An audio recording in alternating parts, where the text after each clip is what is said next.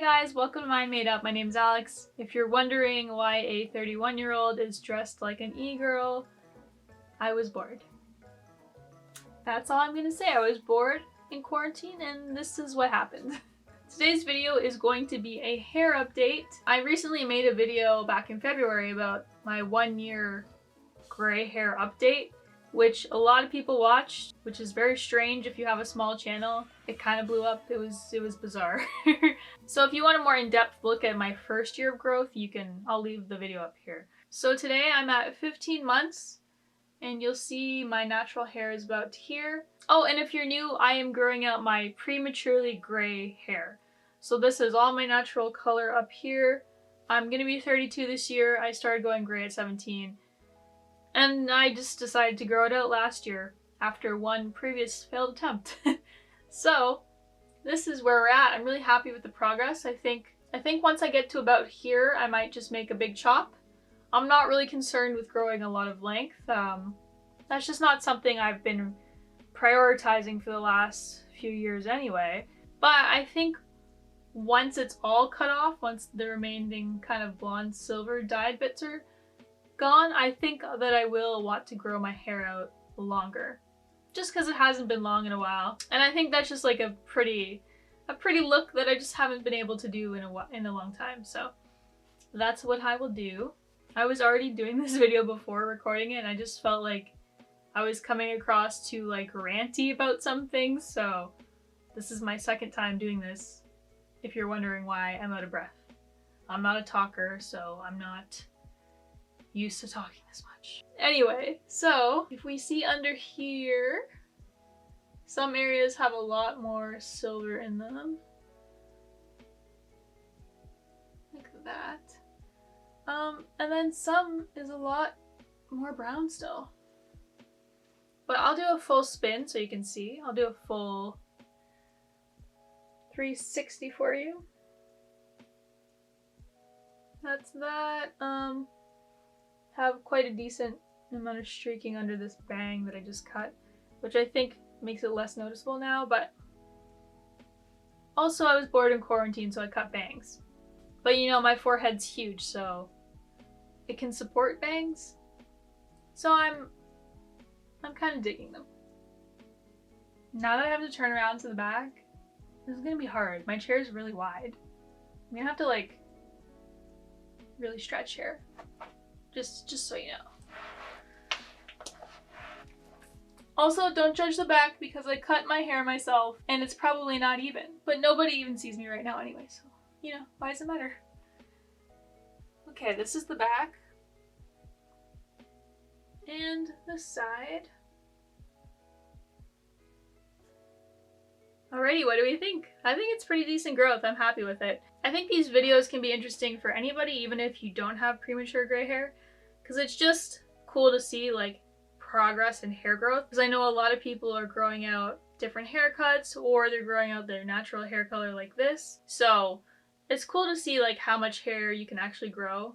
And it's also sometimes also discouraging when you see like how little it is, because the average person only grows about half an inch a month. So that's what you gotta deal with. It's a long process, for sure. I wanted to go over two general themes that I saw in the comments of the last video. The first one being that it's easy for me because I have light hair, which I totally agree with. I mentioned that in the video, I believe. That I understand that it's harder if you have like dark brown hair or black hair, because there's going to be a lot of contrast and quite a line of demarcation. But I just wanted to say, like, I really don't have blonde hair. Like, this is brown. That's my original hair color, is brown.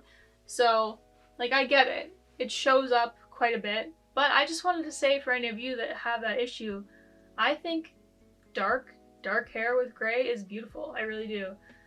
Like, look at Claire from Bon Appetit. If you've watched that show on YouTube, it's a really good show. It's a really good YouTube channel. Just really funny like cast of people and good recipes. So I mean, I would check them out, but chances are you've already watched it because they're huge anyway. But she has beautiful hair. I honestly love that look. Actually, some of the first inspiration photos I ever saw were people that had much darker hair.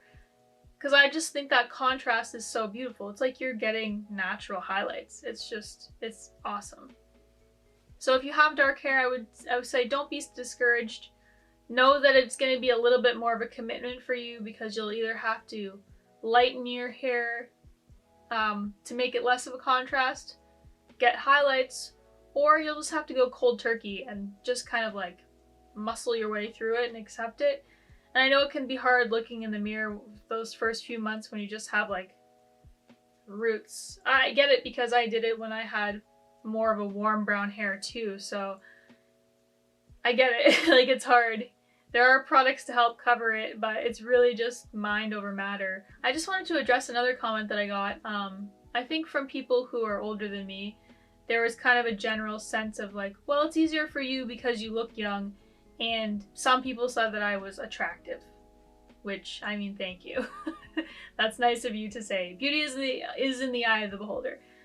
I'll say that, because somebody also just called me ugly, so, you know, it is what it is on the internet. But I totally respect that point of view. I totally get it. It is easier when you like look younger. I totally understand not wanting to look older. I think we all feel that. But I would want to push back and say like, well, why do we feel so afraid to look older? Why are we so scared to age? I mean, when I think about it, I think there could be two, you know, certain perspectives. Like, we could look at it from an evolutionary standpoint and say humans are on Earth to reproduce. That's the point of your existence, is to just keep reproducing and continue your species on. Certain qualities that correlate with fertility, like certain physical attributes of women, are perceived as beautiful. Like if you have long, thick, beautiful hair, kind of like a more curvier figure, you just like look more youthful, glowy, good skin, because it's just a sign of general health. And then like all the curviness aside, with like the childbearing hips and whatever, we get that all. All that aside, youth is kind of associated with health, so I think that could be a reason. I mean, that's why it's a beauty standard, because that's what we've just been attracted to for so long, right? So, but I'd like to say that we're no longer cave people, so we're much more advanced, and there's more to life than just reproducing. So I think that we could push back on those beauty standards a little bit at this point, and that's great because there has been a lot of body positivity movements in social media in recent years, but there's also a very, very fake element to some of the most popular people that we see on like Instagram, for example. Like, let's take the Kardashians and think about you know, allegedly all the plastic surgery they've had, and just people really changing their bodies and surgeries. And I mean, it's sad that nobody feels like they're good enough the way they are. It really is sad.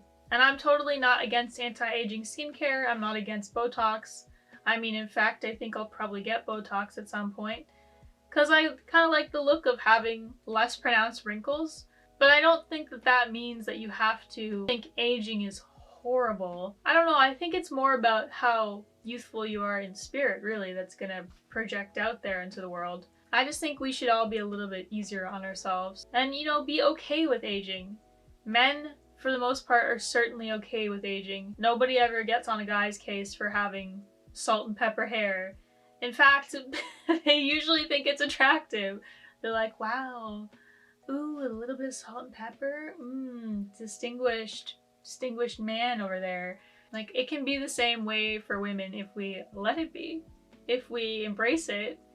If we try to change our thought patterns too. So that's just, I don't know. I just wanted to rant about that a little bit. We can push back on that. Or also, I had another point to this, which was, my other point was going to be mortality, which is dark, but I think like aging reminds us of our own mortality, so maybe that's why we don't like seeing it. But you know, I think your gray hair doesn't have to be like, oh wow, I'm gonna die soon.